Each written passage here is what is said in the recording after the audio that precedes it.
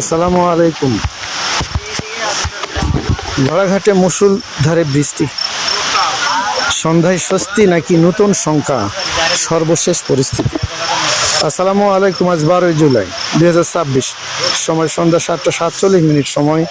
এই মুহূর্তে দিনাজপুরের ঘোড়াঘাট শুরু হয়েছে মুষলধারে বৃষ্টি। টানা বৃষ্টিতে চারদিকে এক অন্যরকম পরিবেশের সৃষ্টি হয়েছে। দীর্ঘদিন তাপদাহ গরমের পর এই বৃষ্টি অনেকের জন্য স্বস্তি নিয়ে এলেও কৃষক, পথচারী, নিম্নাঞ্চলে বাসিন্দাদের জন্য এটি কিছুটা উদ্বেগেরও কারণ হতে পারে। প্রকৃতির এই বৃষ্টি আমাদের মনে করিয়ে দেয় যে মানুষের জীবন প্রকৃতির উপর কতটা নির্ভরশীল। কৃষকদের অনেক ফসলের জন্য এই বৃষ্টি আশীর্বাদও হতে পারে।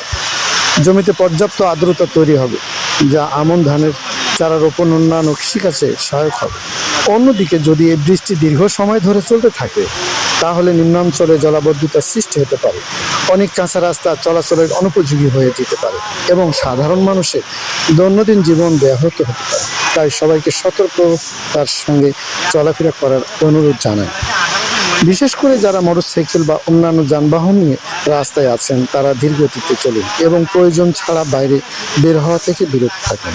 বজ্রপাতের আশঙ্কা থাকলেও খোলা মাঠ, বড় গাছের নিচে বা বৈদ্যুতিক খুঁটির কাছে অবস্থান করবেন না।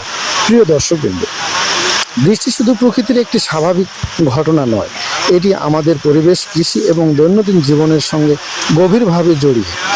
আজ ঘোড়াঘাটে শুরু হওয়া এই মুষলধারে বৃষ্টি অনেকের মনে স্বস্তি এনে দিলেও আমাদের সবারই কিছু বিষয়ের প্রতি সচেতন থাকা জরুরি।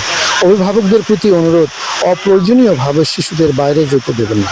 রাস্তায় পানি জমে থাকলে সেখানে বিদ্যুতের ঝুঁকি থাকতে পারে। এছাড়া যারা বিদ্যুৎ চালিত যন্ত্রপাতি ব্যবহার করছেন, তারা প্রয়োজন হলে সতর্কতার সঙ্গে ব্যবহার করুন। কৃষক